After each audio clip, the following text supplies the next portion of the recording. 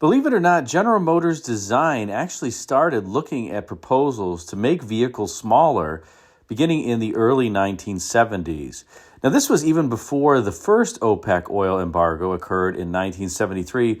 General Motors Design leaders, including Bill Mitchell, who had spent time looking at European trends, could understand that something had to change in the U.S. The 1971 to 1976 cars were just frankly too big, and some customers were even complaining that vehicles, particularly the Cadillacs, just weren't fitting in their garages. Remember, the standard garage for a lot of houses at this point in the United States was 20 feet long, and with one of those Cadillacs from 1971 to 1976, you're pushing within inches of 20 feet, and the cars were just super wide. So there was already this kind of movement underway, in fact, before that first OPEC oil embargo, to look at vehicles that were smaller and tauter and more crisp in terms of their design and their styling language. In fact, Bill Mitchell once told an interviewer that they knew that this trend was coming to downsize, and believe it or not, it was design that was at the forefront of this for General Motors. This was not a solution that was proposed by engineering or product planning. It really came out of design, trying to be a forward-thinking group and believing that they could downsize vehicles, make them look better, and also have similar packaging and interior space and roominess as the vehicles that were on the road at the current time. In fact, a proposal was made at the General Motors Executive Conference in November of 1972 to begin downsizing GM vehicles pretty significantly. And that was not quite a year, but almost a year ahead of that first OPEC oil embargo, and gas was still relatively cheap at that point in time. In any case, you can come to appreciate how challenging this activity would have been for designers, program planners, and engineers, particularly given that it had to involve every single division at General Motors, from Chevrolet up to Cadillac. And what does that mean? A lot of hands in the cookie jar. And perhaps that's one of the reasons why it took so long to work on what was known internally as Project 77. Because every chief engineer, every chief designer, and their teams wanted their day in court to advocate for what they wanted when it came to these new vehicles. In February of 1975, GM chairman Thomas Murphy at that point revealed that GM had embarked on a full lineup of downsizing. And so I suspect that what happened was by that point, customers wanted something smaller in the marketplace, and gas prices were relatively high, inflation was relatively high, and it was the time to announce publicly that GM was going to do something. The idea was that the cars would come to market in the fall of 1976, but interestingly, the announcement came at the time where the economy was really starting to pick up again, and some of the big cars that had previously not been selling went back to selling. So here GM is kind of declaring that it's going to produce smaller vehicles at the time where some people are actually starting to fall back in love with the full-size cars. If there's one thing that you have to know about the American market, is that any time the gas prices start to come down from their highs, people generally gravitate toward larger vehicles. Today, that's full-size SUVs and pickups. Back then, it was full-size cars. And interestingly, at the same time, GM declared that it was going to increase prices across the board on these smaller vehicles. Now, they kind of had to do that for inflation, just to keep up with inflation. But you can imagine customers were a little bit wary that they're going to pay more for less car. Well, it ended up working out brilliantly in the end. And these cars that were developed as part of Project 77 lasted into the 1990s because they were so, I won't really call them ahead of their time. They were just appropriate for the time. And they did a lot of things well. So let's talk, though, a little bit more about the design of some of the proposals for the Chevrolet in particular, because it's amazing to see where GM designers started and where they ended. Now, take a look at this clay model that was from the fall of 1973. And you can start to see where GM designers really began their journey. This is obviously after the sketch phase, and I don't really have any sketches from this period of time. But remember that I said the genesis of these vehicles was European cars. You can certainly see the European car influence here. The relatively thin roof, Now, the A-pillars and the B-pillars are a little bit thicker. Remember that by this point, designers and managers knew that these cars would probably have to meet rollover safety standards. But still, you have this very open, glassy upper, complemented by the 6-window upper. You have that rear quarter glass that is tremendously large. So you have this pretty glassy upper and let's call it a larger lower, but certainly not as large as the cars that they were replacing. Now, take a look at the front end, and you'll notice that the grille is not very tall here, nor is the leading edge of the fender. Pretty low cars and a relatively small section. You think about the previous generation front ends, and they generally had bigger grills, taller grills. Here, the grill is wider to presumably get the cooling that was needed, but you're starting to see the leading edge of the hood as well as the fenders go lower. The cowl on these cars was not necessarily low, but that leading edge was in the front section was relatively small compared to the previous generation of vehicles. And I presume some of that was for looks and some of that was for aero. Now you do have the rectangle within a rectangle grille up front on this. That would be something that was similar in the production cars, at least on the Impala.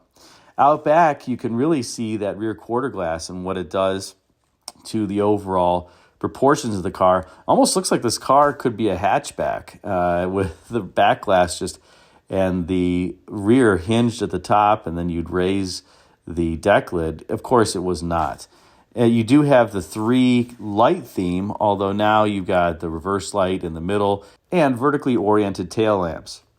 Now notice this beautiful crease that runs down the body side and just gives you the greater look of even slimming the body. You'll notice that even while this car is inside the Tech Center studios at General Motors, I should say this clay model, that the light is kind of breaking on that crease, and you notice that it's darker underneath that crease, and that just helps your eye kind of visually slim the car, complete with the rocker molding that is probably a piece of bright work across the bottom and very, very thin. Notice this car does not have a lot of chrome.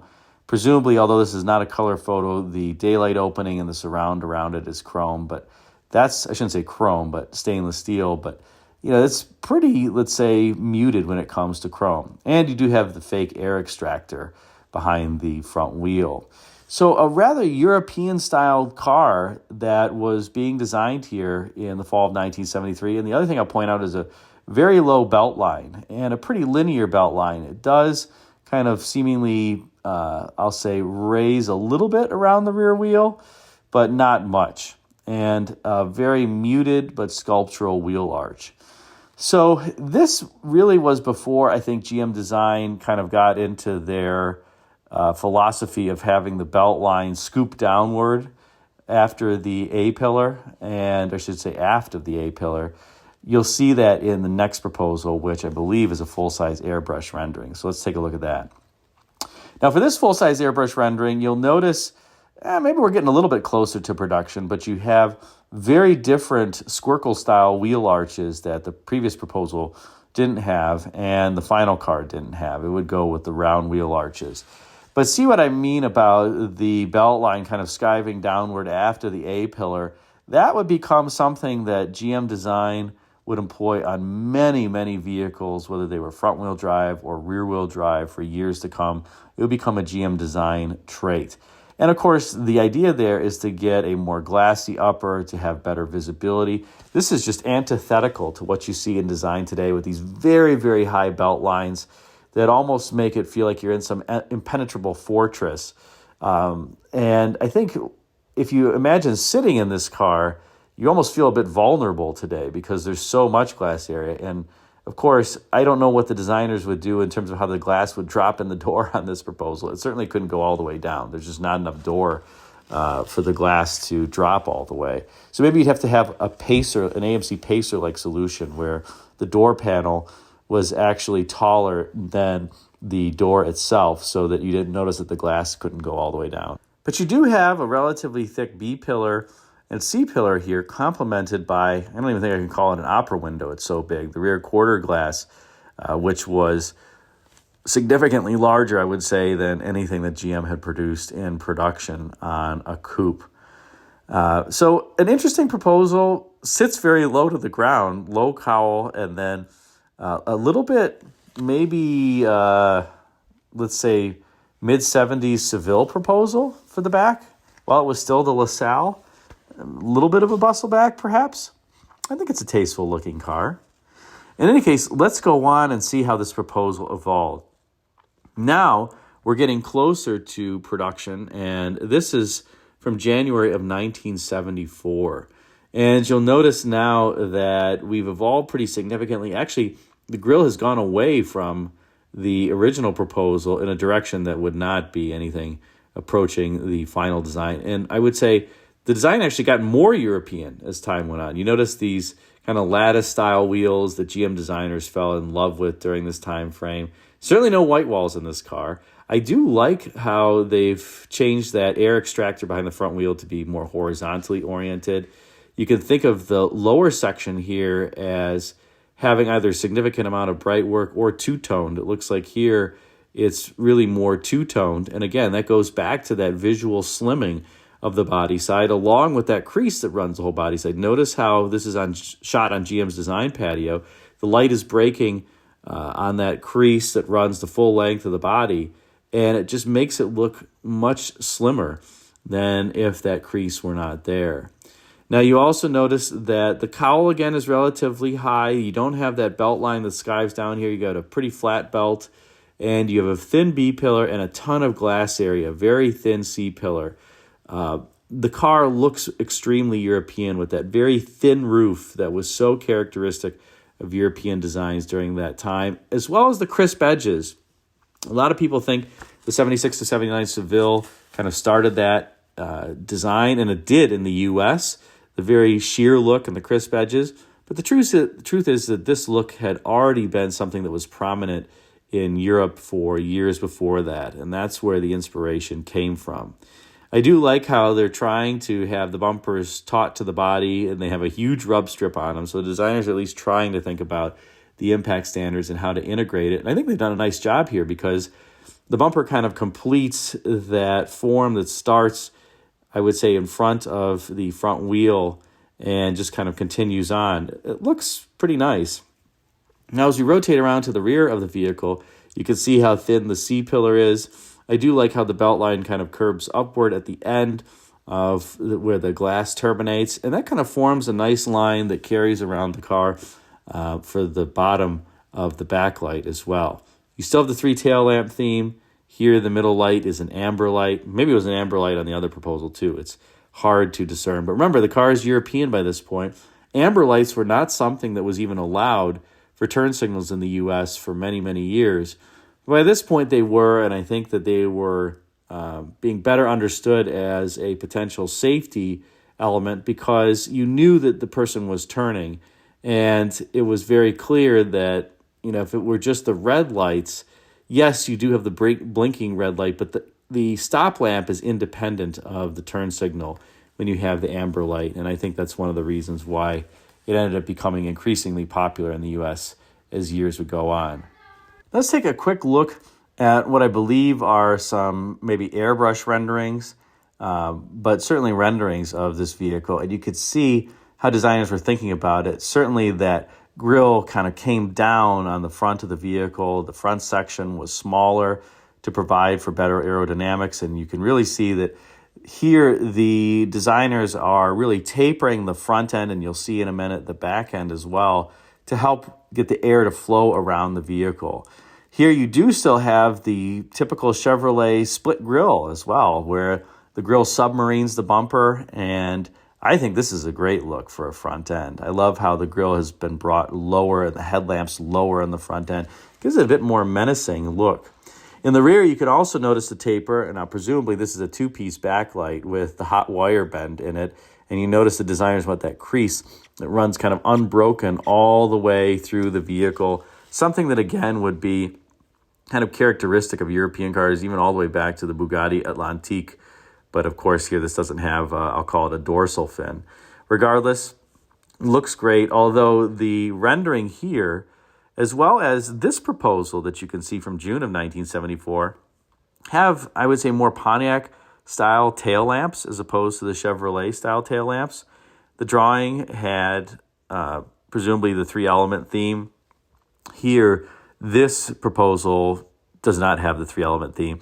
Looks very Pontiac-y, but you still have that big rear quarter glass that, again, would not make it through to production. I think that's a shame because I actually think the cars would have looked better and lighter if they had that glass back there. And we have one last proposal with those Pontiac-style tail lamps here inside the design studios. Notice that even the full-size airbrush that's on the boards in front of the car has that big rear quarter glass, the thin C-pillar. I'm not quite sure why they ended up going away from that to the more formal style C-pillar that was chunkier. I guess it looked like it was a more substantial look.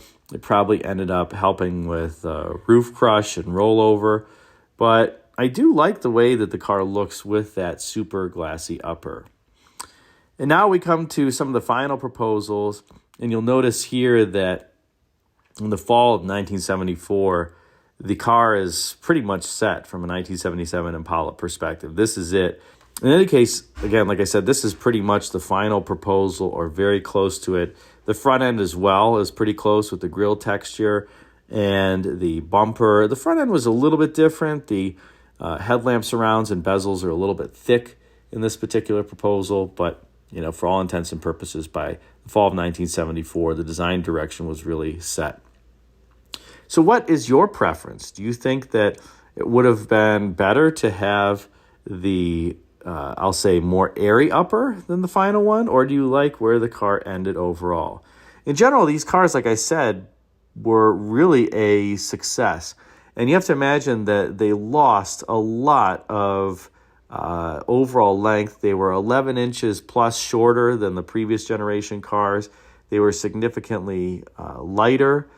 And as a result, they were able to employ lighter powertrains. Like in the Chevrolet, the standard engine was a 4.1 liter or 250 cubic inch inline six that made 110 horsepower. So you were able to get smaller engines. You could have an optional 145 horsepower, 305 V8, a 170 horsepower, 350 cubic inch V8. And so as a consequence, you could get smaller engines, but it's the same performance basically as the previous cars with bigger engines. And on the inside, the roominess was great as well. The interior designers did a nice job of really pushing the IP further forward to give you a better sense of openness and airiness. And then the seat width was actually, I believe, the same on these cars as the previous generation.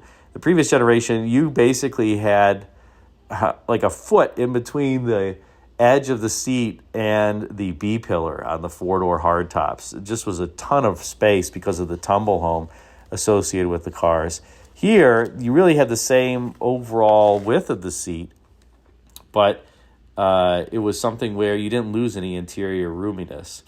And the designers on the interior also made the seat backs thinner, so you had better rear legroom and more space back there. So overall, it was a great proposal that worked really, really well. And customers, frankly, loved these box Chevys, as they're called, and other cars, and drove them for many years. In fact, they're starting to become, I would say, a bit of collector items, especially the specialty models like the Caprice with the wraparound backlight and things like that. So hope you enjoyed this spotlight on the design of the Project 77 vehicles, particularly the Chevrolets. Let me know what you think. Thanks again for watching.